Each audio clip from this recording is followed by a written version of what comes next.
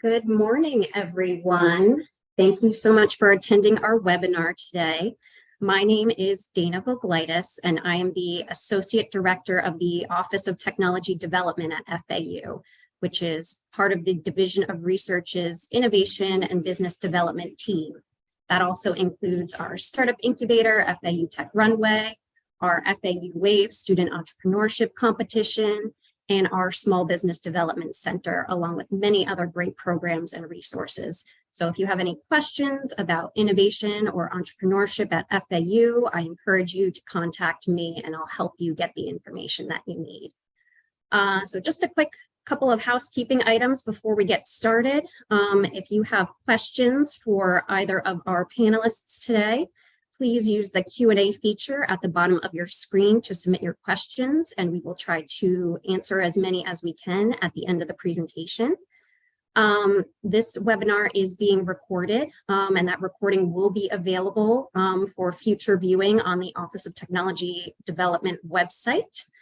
And we also have another upcoming webinar next month titled Patenting Life Science and Medical Device Innovations. And that's going to be with two of our outside patent attorneys that we work with. So if you're interested in that area of research and how to apply for and obtain a patent in that area, please join us at March 16th at 1 o'clock on Zoom. All right, so today's topic is how to pitch your research to industry. And as most of you know, as researchers, you really know your innovations better than anyone else. You know them inside and out.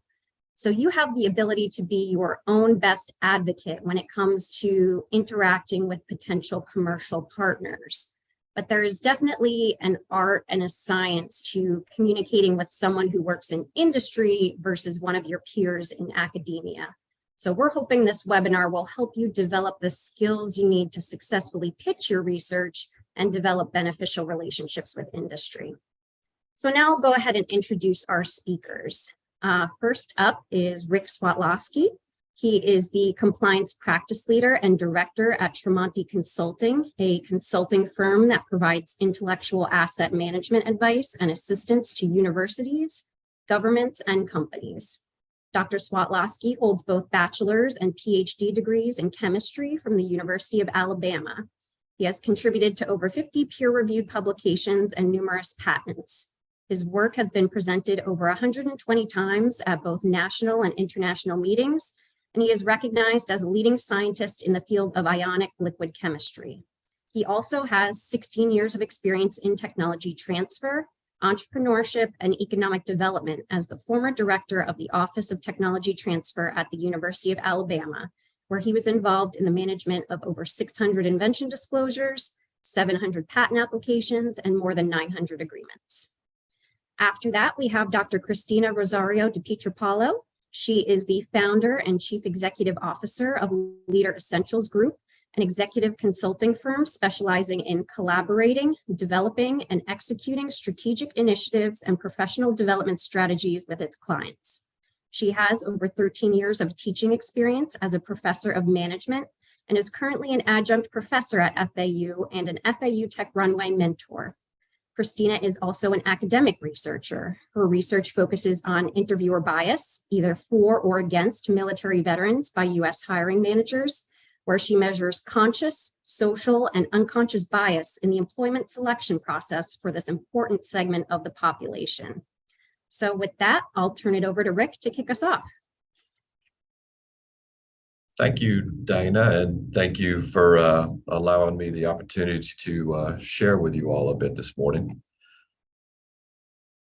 Get this full screen here. So I just wanted to give you my perspective on kind of the history of research in universities and industry and those interactions and kind of the shift we've seen in the paradigm. And just kind of talk about those interactions. I almost look at them as two different languages. So researchers speak a technical type of language and just want to make sure that the researchers understand the industry language. They're driven by return on investment and those sorts of things. So I just want to kind of highlight that. And then I'll turn it over to Cristina to kind of hammer home those different communication and interaction type strategies. So diving right in, the academic advantage here. So the academic revolution, in my opinion, started in the late 19th or 20th century, where we saw a shift from the traditional education and learning higher ed kind of model to more of a research intensive or research focused experiences. I don't think there's any doubting that universities generate one of the U.S.'s strongest assets. It's our knowledge and our ability to solve problems and come up with new ideas that is driven and led a lot of companies. There's over 4,000 colleges and universities in the U.S., and the federal government has funded a majority of the research around 60%, which translates to about $30 billion. So there's a lot of money going into research and development and to come up with new ideas, new solutions, faster, cheaper, greener, whatever the case may be. So I would say in 2005-ish, there has been a shift from the federal government being the major contributor to funding research to other alternatives, one of those being industry, which we're focusing on today. And then you also have foundations and philanthropic. So I think the amount of corporate research is increasing. There are some stats here from 2007 where industry accounted for 19% of the research funding. In 2017, it was 29%. I haven't looked for new numbers. I assume that COVID probably hurt that curve a little bit, but I do anticipate that we'll continue to see this trend of industry being a strong and contributor to research. Here's just a breakdown historically by industry of where those funds have come from. I don't think this is a surprise to anybody. Healthcare is massive, new drugs, diagnostics, all those sorts of things, followed by tech, media, and teleco, consumer, discretionary, and then industry, industrial, energy, materials, followed by consumer staples. So I see these numbers increasing, and I think this is an opportunity for researchers to go out and find additional funds to help support their research enterprise and students. So there's been a changing mindset that started probably in the mid-70s with US-based companies. Here's just comparing the percent of expenses spent on research and development, external research and development versus advertising. As you can see, the research and development component of that has been increasing since the mid-70s. Manufacturing activities has been subcontracted out to low-wage countries. I think this has been seen as an issue on both sides, a bipartisan issue here on how can we get manufacturing back into the U.S. And not rely on others for materials that we need and the whole supply chain issues that have come to light during COVID here. Having said that, industry is still focusing on high value activities such as innovation and product development. So there's a lot of opportunity out there to go and try and find some additional dollars outside of the traditional funding mechanisms.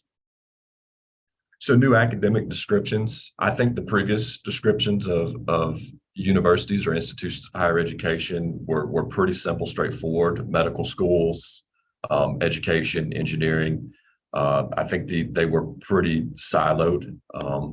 I think today the emphasis on the universities and the mandates from state governments and federal governments that provide funding have expanded the scope of the institution. So some of these terms are what you'll hear commonly today: business development, economic development's big just about everywhere, experiential learning, partnerships.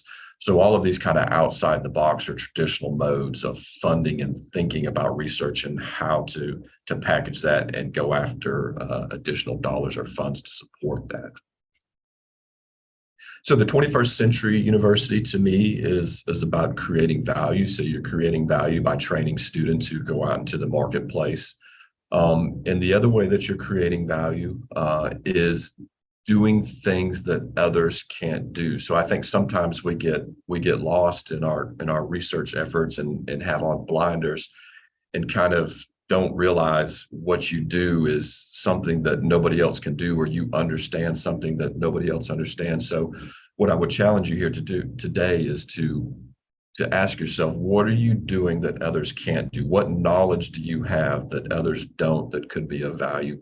What resources do you have? What equipment do you have? What is it about about your research efforts or you in particular that is different from anybody else out there, and how you can kind of capture that, market it, and promote it. So why work with industry is kind of what we're talking about today here. So the first one, I think, and this is going to be dependent on various motives or what your motives and goals are, but the top of mind one for me is funding. So I think it opens the door to new funding streams and allows you avenues to monies that probably haven't thought about or haven't gone after before. Recruitment of students. I think the new students like being able to work on a project where they feel like they're contributing something if they solve a problem. So I think it's a recruitment tool for students and faculty and staff for that matter. The experience it provides. So you're solving real world problems.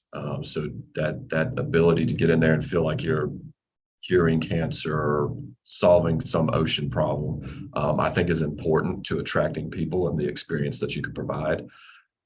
Facilities and equipment. So either you can acquire new equipment through funds from sponsored or from industry research, or you have access to equipment that they may have that you wouldn't have otherwise. I kind of alluded to the impact one there. So real life products and services, you get to put your hands on something that is tangible and will be commercialized if it's successful. And then my last one here, kind of a look under the hood. So you get to get an understanding or hopefully would understand what problems or issues are faced by industry. What are they trying to solve? They're not usually going to put that up there on their website because they don't want the competition to know what the issues are. But in these one-on-one conversations, you can get a better understanding of what the real problems are and then try and figure out how you can provide a solution or help solve those problems. So the important part of what I hope you take from this is understanding industry's perspective. So they're driven by a completely different model. Universities are in the business of educating students and creating knowledge to further society. Industry that is there to generate a profit or to solve a problem. So you have to understand what drives them. And then when you pitch to them, you have to understand that, or you have to pitch it to them that it's going to help them or provide them a way to get further, get that promotion or solve a problem, whatever it is that they're trying to do. So industry likes to partner with institutions. They like to be located near the talent. The talent is the expertise and know-how, but also the students that they're going to hire from your labs and your programs to come and work for them. They can seed early stage research. Again, this goes back to understanding what their problems are and then proposing solutions. Some of these may be risky, but they'll be willing to throw some money at those to kind of test it and see if it's worth investing further. And the last part here is they just don't have the resources and the knowledge base in most instances. So the institutions or the university and faculty can solve problems that they can't solve. So that's a huge value to them. What should you consider if you want to work with industry? It is different from working on a federal award. So ask yourself, are you willing to work on a project that isn't necessarily intellectually stimulating or scholarly? So I mean, they may have a problem and it may not be something that is elegant and going to lead to a nature paper or something like that, but it's still important from the business standpoint. So are you willing to work on those projects and understand that not all of them are going to be intellectually stimulating? Able and willing to operate within tight scopes of work. So they are going to be very focused and want you to work on that specific problem and not get lost or sidetracked going down some other rabbit holes. Willing to potentially not publish the results at the end of the research. I think this is very rare, but something that may be considered. Most tech transfer offices and sponsored research programs are not going to get into deals where you can't publish because that's your main goal, but just something to think about for specific projects. And then you have to be able and willing to keep that information confidential. So if they're going to share their problems and secrets with you, obviously they don't want you to go out there and tell their competitors what their struggles or what their issues are.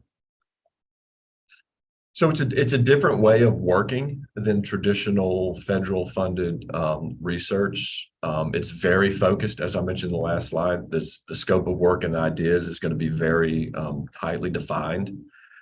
You have to be willing to be flexible. They'll probably want to do things differently because they're driven by different goals than you traditionally deal with.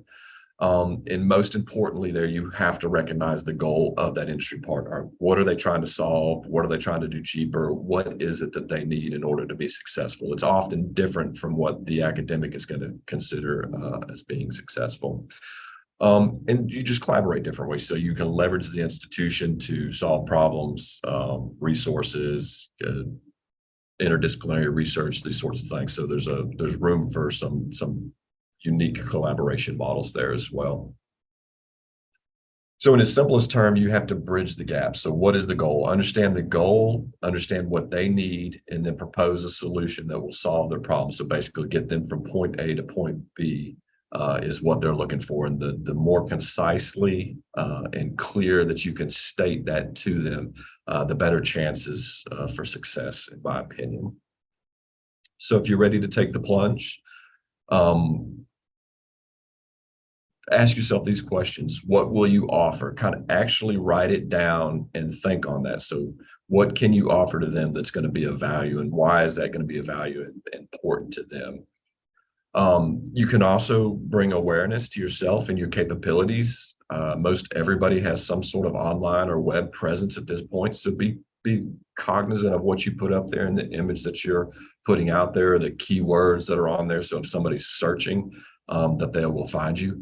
Conferences, obviously, industry does run around various trade conferences. So trying to identify who that is and trying to set up meetings with them and create those relationships is critically important.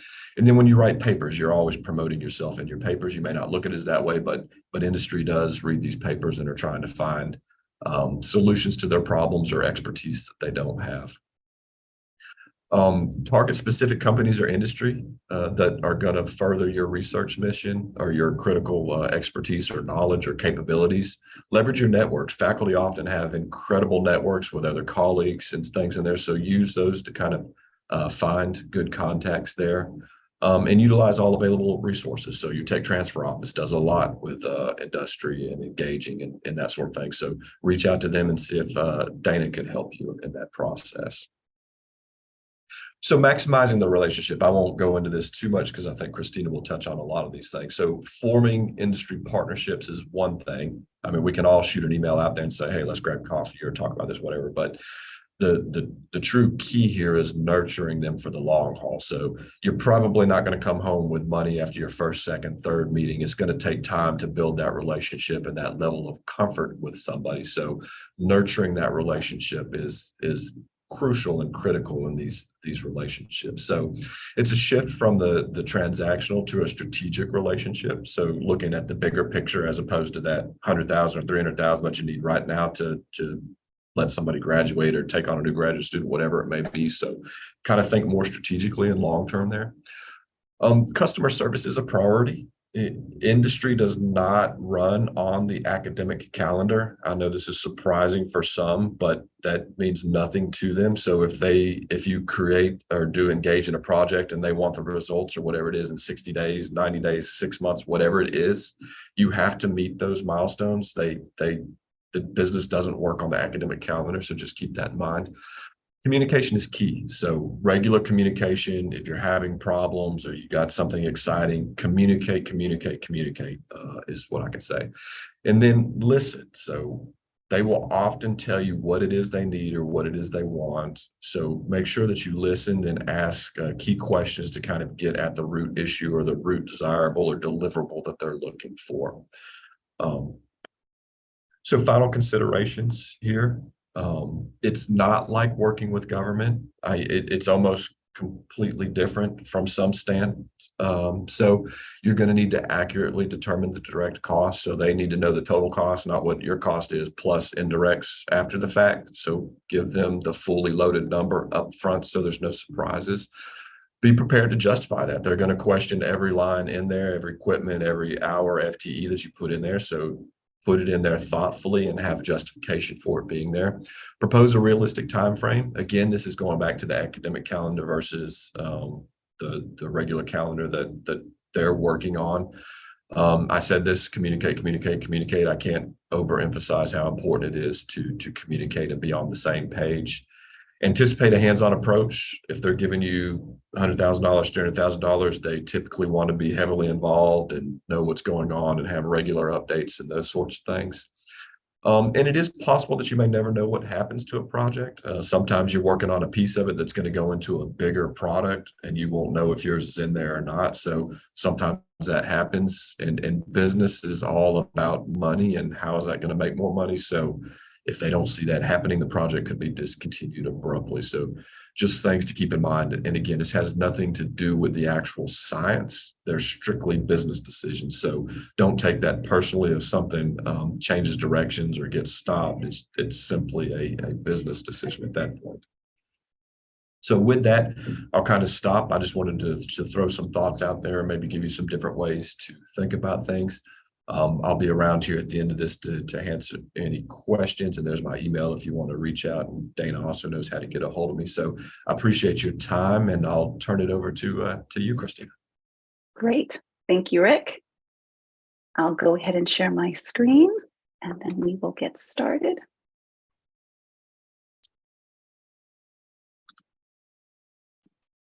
And I'll get us into full presentation mode.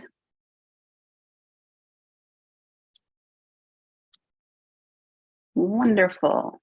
Okay. Well, hello, everyone. It is great to be with you, and I'm excited to talk to you about a topic that I find very interesting, how to pitch your research to industry, part 2. So I'm going to piggyback off a little bit of what Rick mentioned. So let's get started and let's have a bit of fun together. So I always like to start off every presentation just kind of giving everyone a roadmap of what I'm going to be discussing. So I'm going to talk about what is strategic communication, how do you develop those skills, why it's really important, and some of the best practices that we can use in order to enhance that. So I like to always start with a definition. And really at the core of it, strategic communication is really a distinct approach in how you focus and process communication to provide insights and opens new fields of interdisciplinary work. And it really is the ability to combine both theory and practice, which is incredibly important, and also have consistent messaging, which is really crucial when you're trying to get buy-in, when you are actually going to practitioners and working with organizations. But often the question is, how do we develop those skills? Well, first you have to define your goal. And defining your goal really helps you frame your messaging. And then you need to be strategic in your approach. And we're going to talk through that right now. And I've got a couple of items on the slide that we're going to discuss at a high level. So broaden your outlook by having a 3D perspective on your target audience, right? I want you, in some instances, and not all, to think outside of the typical target audience that you're looking for. So, for example, initially my research really focused on academia and journal publications, but then I was able to utilize the same theoretical approaches for a lot of practitioner employee training, and then I crossed to supply chain and logistics and education, and then I began to realize that my research actually crossed multiple business disciplines. So don't limit yourself to just one target audience, if at all possible. Refine your message for your audience. Who are you speaking to? Academic or a business leader as a practitioner?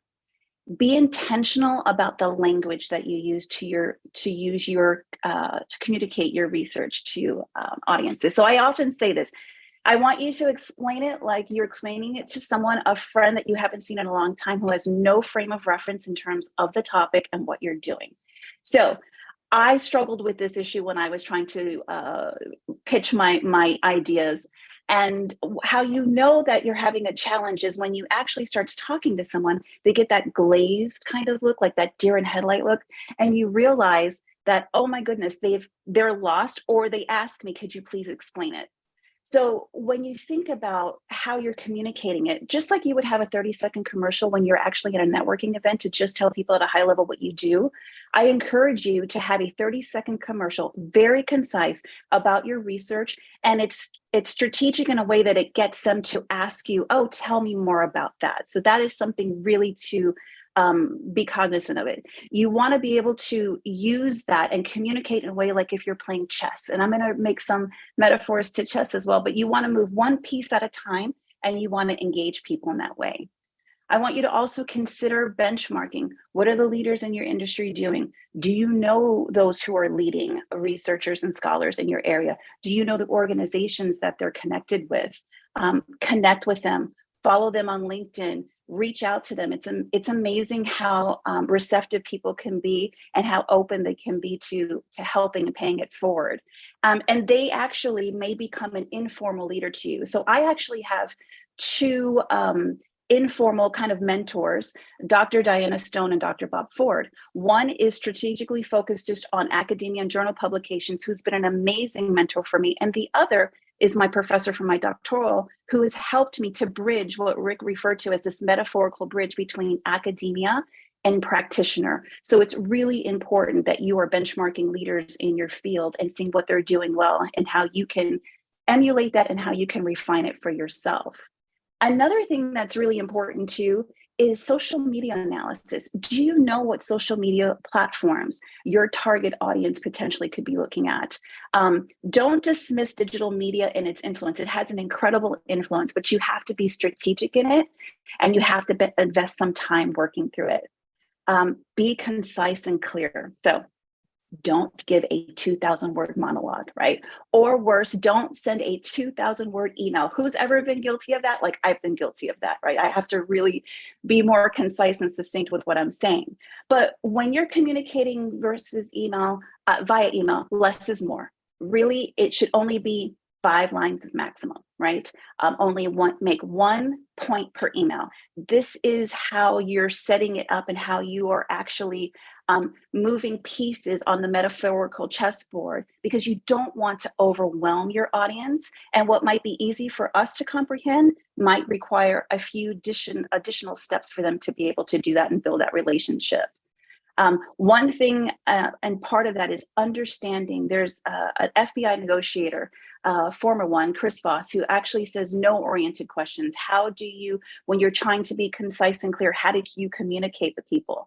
And because neuroscience actually indicates that our brains are wired for the negative, we don't like to say yes. And research has indicated that because we don't know fully what we are saying yes to. So no-oriented questions actually trigger follow-on thoughts. So here's a few examples. Instead of asking someone, do you have time to speak with me, right?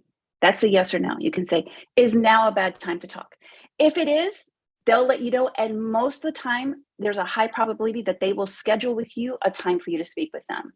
There's another great one that I use a lot, which is it a ridiculous idea for me to schedule a meeting with you to be able to discuss my research? I've always gotten the no, happy to, right? They're saying yes, but they're actually saying no, and that's giving them that opportunity to connect with you.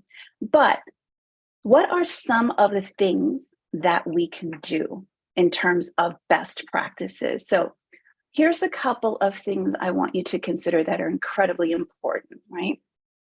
The difference between feedback and criticism is how you hear it. I heard this a long time ago. I don't know what podcast it was on, but it really resonated with me probably about 5 years, particularly during my doctoral journey. So, I had a professor, there was a lot of times where you would present your research, you would have to go through mock defense proposals, and then people would critique and they would give you constructive criticism. And then we had to do several mock defense proposals where the faculty would come in. And one of the professors said, don't take this as criticism. Take this as an opportunity to have an outside perspective for people who are familiar with what you're doing and who are asking questions because they see gaps, or maybe there is something that you missed. And during a lot of these things, I was always very coachable and open to that because I recognized that I could learn from different perspectives. Another thing that's really important to understand is the concept of silence is acceptance. So when you're communicating your research to companies, they may misunderstand your intent, or worse, They may try to convince you to tailor it in a manner that meets their needs and goals, but maybe goes against theory or the methodological transparency.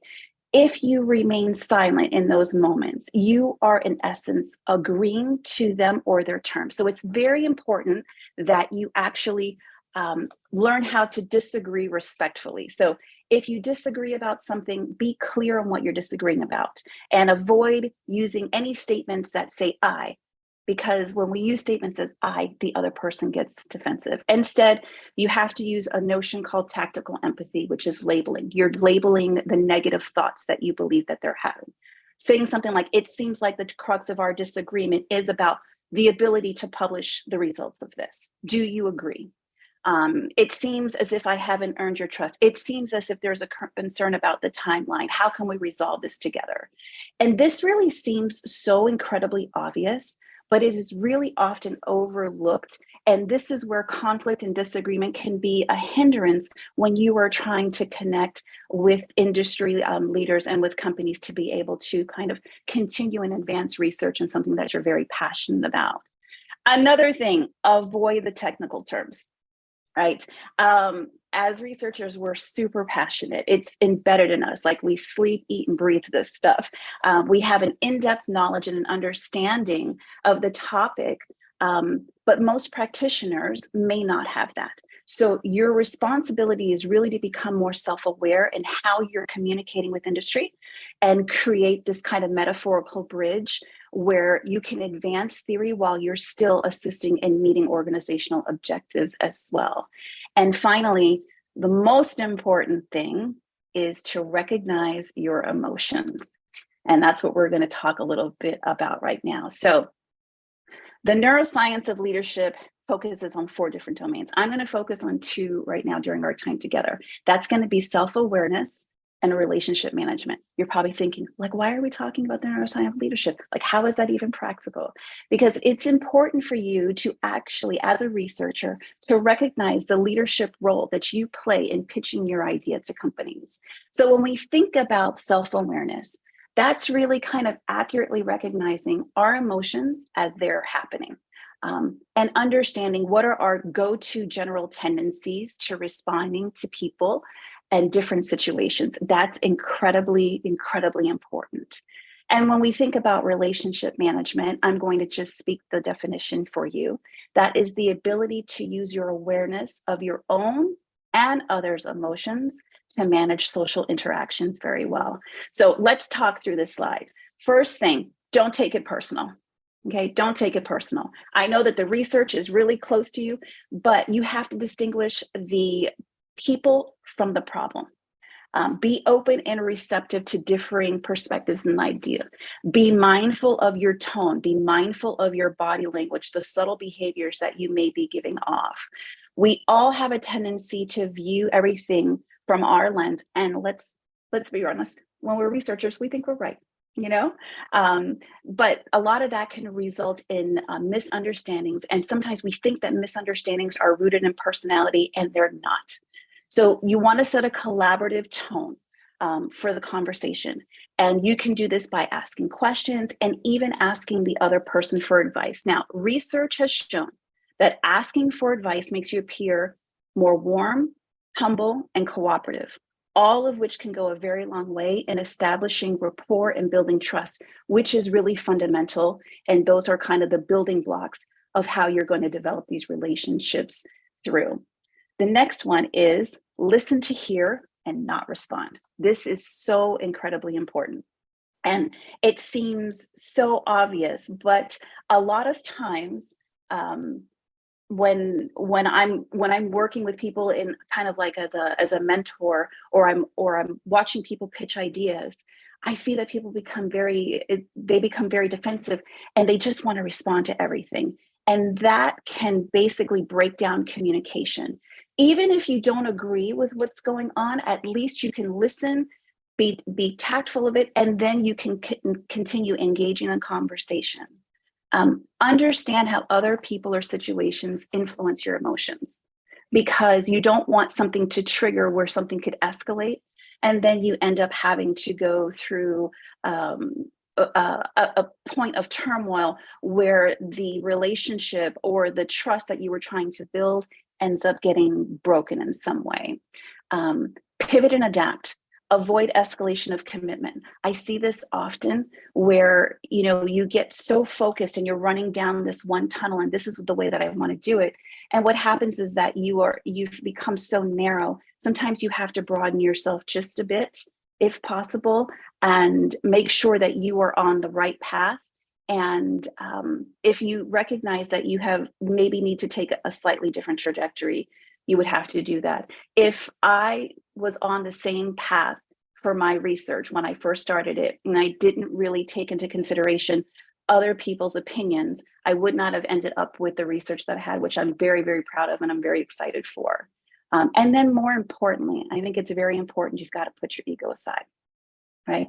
There is nothing wrong with being proud of accomplishments and achievements in your research, but it can harm researchers if ego prevails. One of the biggest issues, and there was a great article by Bacharach who discusses the concept and says that there is this disconnect sometimes between academia and the practitioner side, the organizational side. And a lot of times you have to make sure that ego on both sides doesn't come into play. So when we have this type of knowledge, sometimes that kind of knowledge can create blind spots for us where we are unwilling to listen or we're unwilling to learn from others and we're unwilling to adapt. So you must recognize that any inflated ego will prevent you from acknowledging mistakes, maybe gaps that you've missed. It also impacts your ability to learn from other people, to have diverse perspectives based on other people's experiences. And as well, to be successful, you have to be able to evaluate yourself honestly. You've got to identify what your strengths are as well as your weaknesses. And this requires a humility, which is a trait that is very elusive to people with inflated egos. So I have an example of someone that I've worked with in the past where had a brilliant idea, grit and determination and resilience. Unfortunately, that individual was unable to be successful because they weren't able to be coachable. Every time you try to share something from you know, like a perspective of, hey, have you considered this? It kind of became more of a tug of war. And what ends up happening is a lot of times the other party will shut down. And you don't want that to happen to you when you're going into industry. You want to be able to think about those things through. And really, some final thoughts. Navigating the tumultuous waters of research and collaborating with companies and industry leaders can be incredibly, incredibly challenging. But it requires a lot of thoughtful consideration. It requires an approach. You have to have some formal kind of structure of how you're going to do it. But if you are able to embrace the practical tips that have been shared with you, the ones that Rick has shared with you, the ones that I have shared with you as well, you will see the benefits of being able to do that and really kind of expand your reach. Because at the core, we do what we do because we recognize that there are things in our industries that need to be enhanced, things that need to be reconsidered.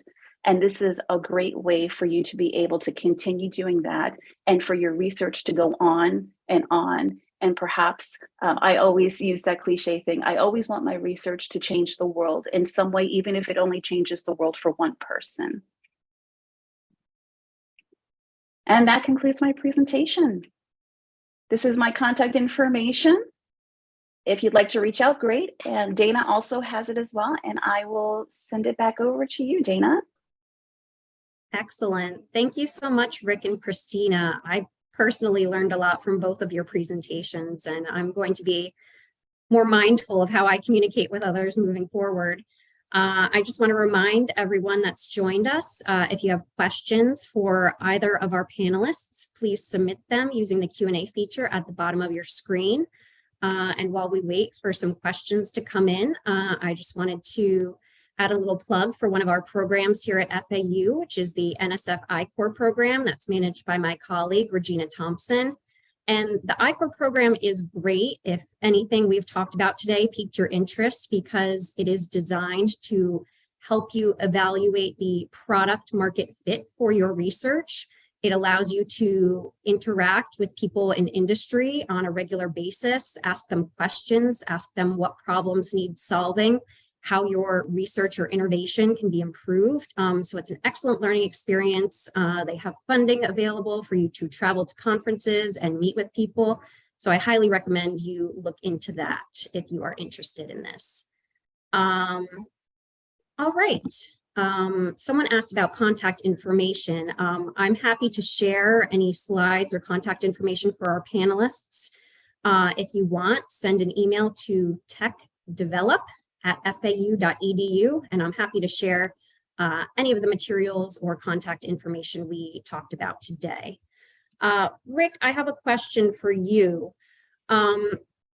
Talking about engaging with industry and pitching your research is great, but initially, how do you find the right person to talk to at a company? What sort of job titles are we looking for? How do we identify the right person to talk to about our research? Yeah, that's a good question, Dana. I think I would start. The short answer is it depends on the size of the company because the titles change depending on the size of the companies. But a good place to start would be at folks' technical organizations, IEEE, American Chemical Society, Physics Society, whatever it is, going to those meetings and getting to know the industry representatives that attend those.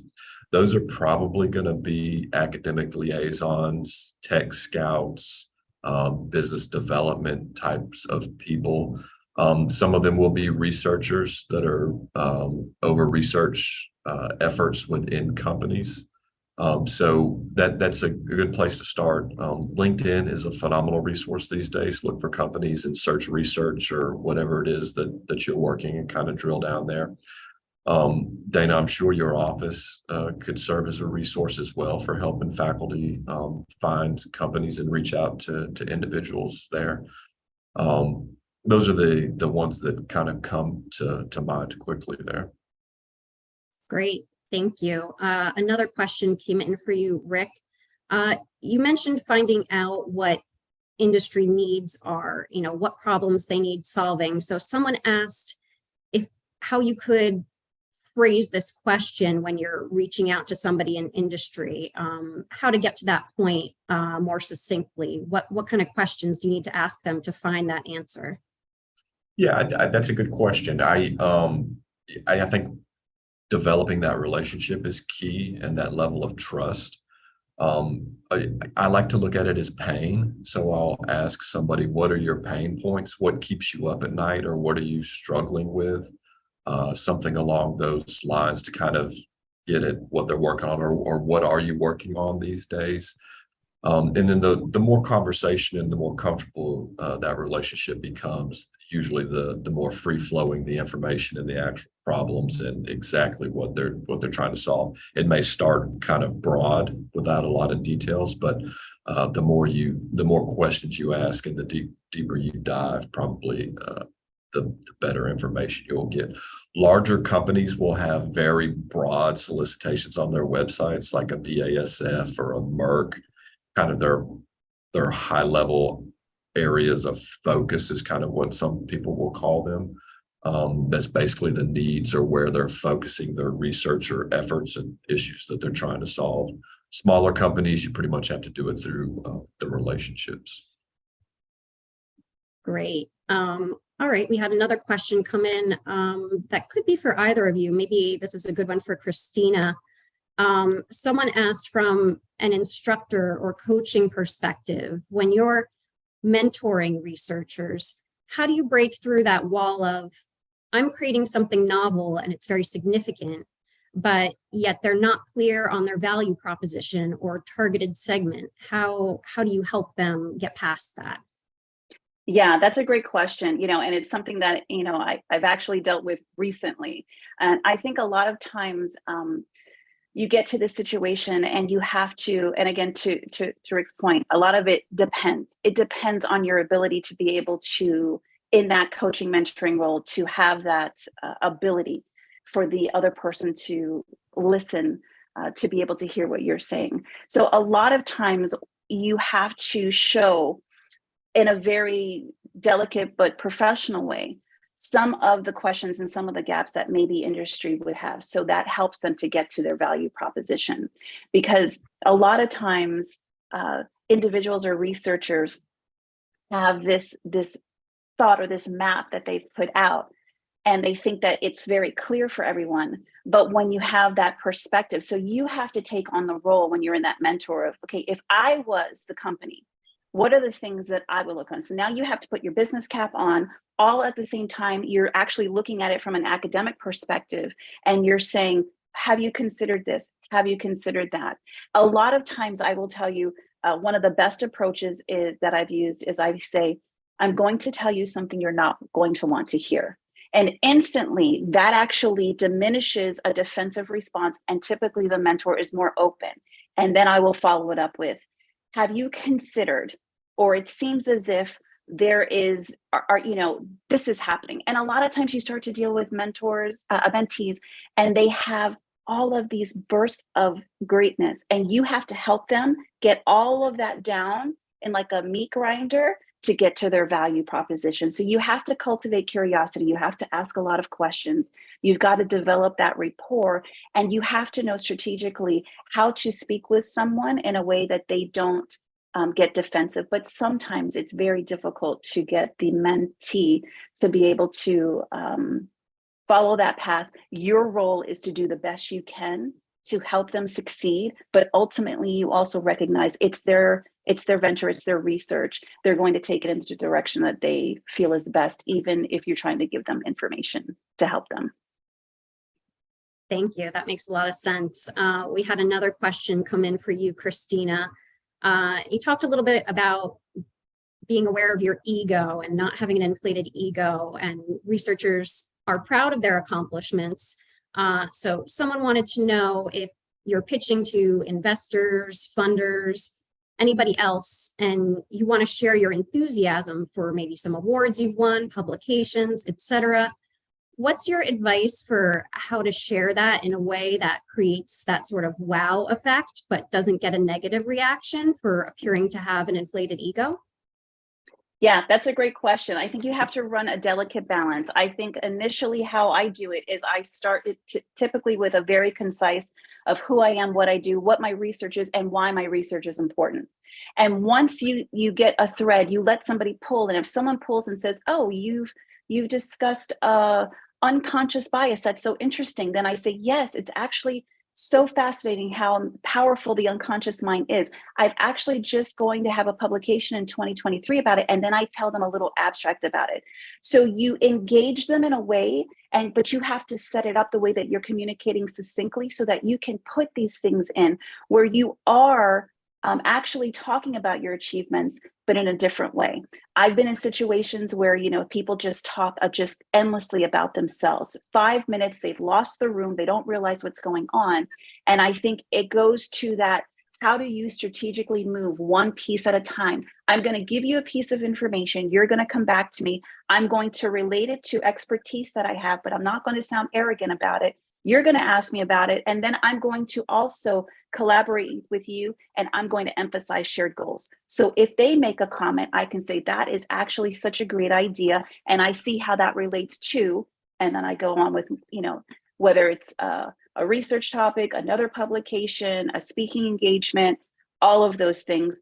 And at the core of it, you just have to be able to connect with the audience that you're dealing with in that moment in a way that doesn't make them feel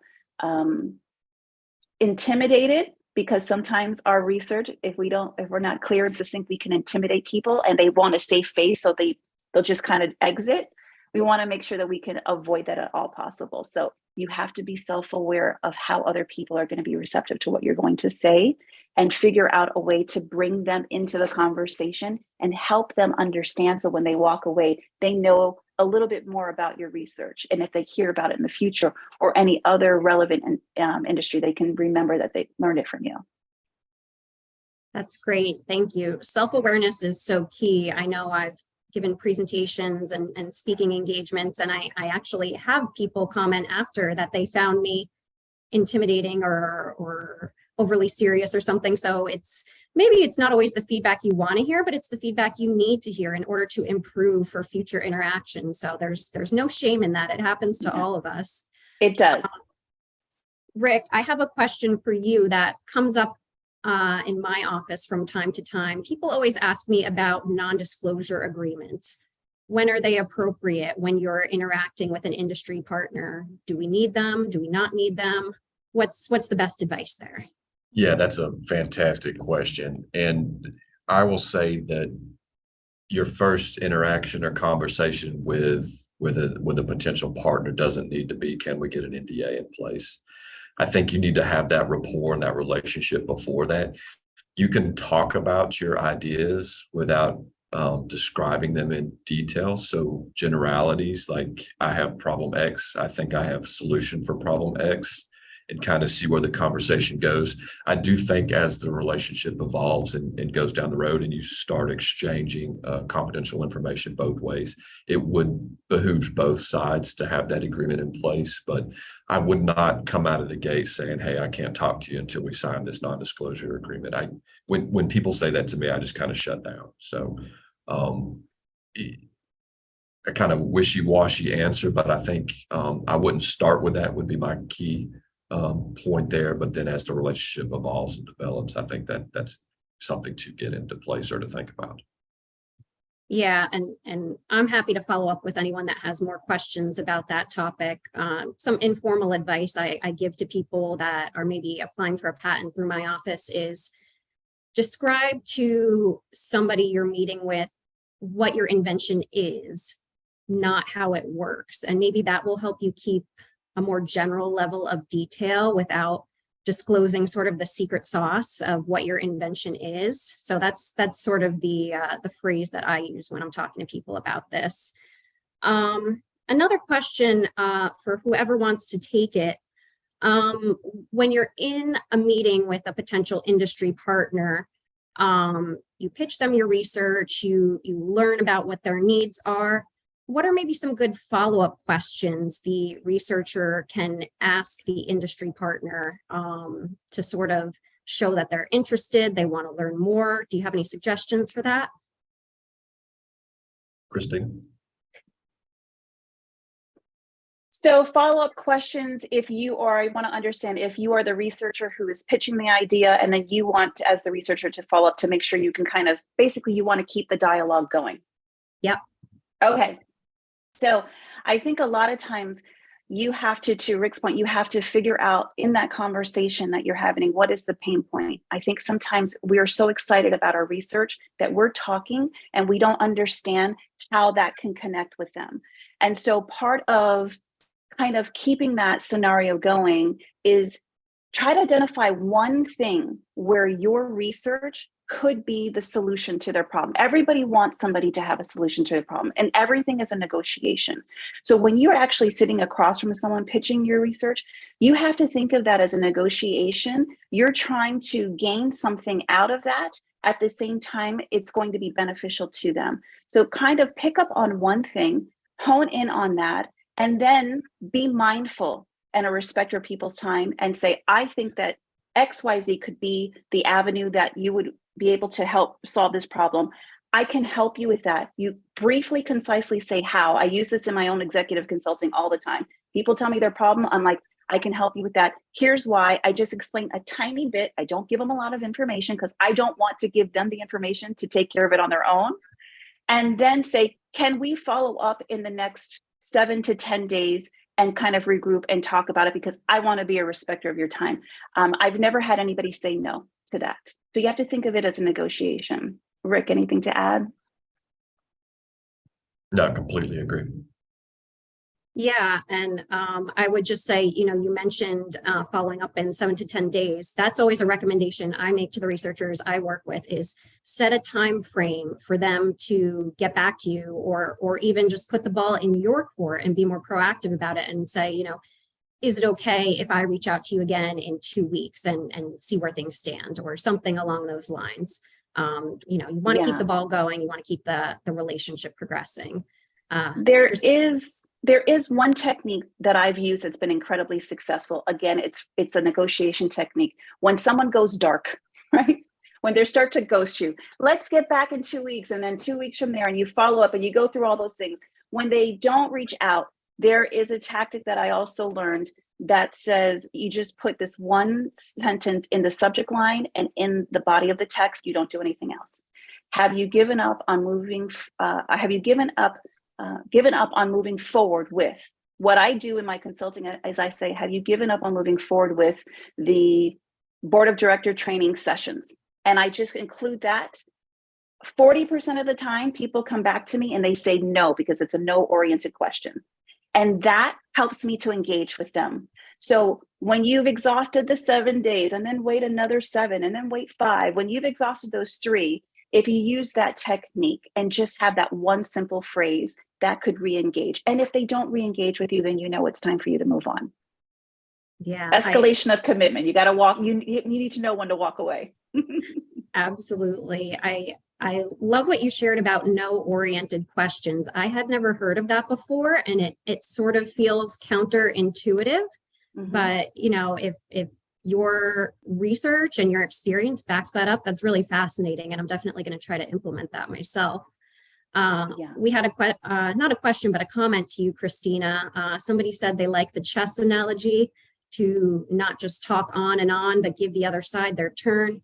This turns the pitch from a presentation of your research into a discussion, which then lets you better share company needs in the discussion that you may not have known about before, but now you can address. So they appreciated your thoughts on that. Yeah, people like to talk. We all love to talk, right? And sometimes we have to listen. We've got to get them engaged, because that's how we're going to develop the trust and the relationship there. Absolutely. And we had one more question come in. Somebody asked, when you're at a networking event and meet someone who's in a very different field than your research, how do you pivot to keep building that relationship? Maybe they would keep you in mind when they meet someone to connect you with. Maybe how do you build a relationship with someone that might not be able to help you directly, but indirectly? I think I'll answer that briefly. I know we're coming up on time here. Ask them questions. Let them talk to you. Learn about them. See what drives them, what they're interested in, and then follow up with whatever your ask is there. Cristina. Yeah, and just to that point as well, a lot of times what I try to do, and I've watched this now, I'm emulating behaviors that I've watched of people who've done this successfully. I actually say, hey, let's get together virtually, or let's meet for coffee, let's do something. I sit with them for maybe 30-40 minutes. I want to learn more about you. I'm going to let you learn a little bit more about me. I let them talk more, and then I always say, listen, I know that right now, if you hear of someone who would be interested in what I'm offering, please keep me in mind, and I will do the same for you. And I think that is the easiest way to do it, because you just never know. One of my largest clients wasn't because I met that client, it was because someone knew me and referred me. Same thing can happen with research as well. So always think about, it's got to be more than what's in it for me. When you're networking, it can't just be about what's in it for you. And what I always tell people, and I've written an article about it, is when you walk away from speaking to someone and you're genuinely interested in their business and their company or what they're doing, offer them one tiny bit of advice to help them, and walk away. Don't look for anything in return. And that's how you can be memorable to people. Wonderful. Well, thank you both. I know we're at time now. Just real quick, any other resources you think would be helpful to the folks on the webinar today? Yeah, I do have one. Sorry. Oh, sorry. Go ahead, Rick. I was going to say Dana's office, I think, is a huge resource for the faculty and inventors there. Absolutely, absolutely. And one thing I would like to encourage people, and Dana, I know you mentioned about the no-oriented questions. There is a wealth of information about that. That is from Chris Voss. If you go onto YouTube, you're going to find all of those things. It's amazing, and it's a really great way. You're going to learn about tactical empathy, labeling, and mirroring, and all of these things are really important. And even though they're negotiation tactics, this is what we can use in our personal, professional lives and with research as well. So I would highly encourage you all to do that, and reach out to Dana as well. Great. Thank you both for the shameless plugs. And thank you both for taking the time to share your knowledge and expertise with everyone here today. We really appreciate it. And thank you to all of you for attending, and I hope you have a great afternoon.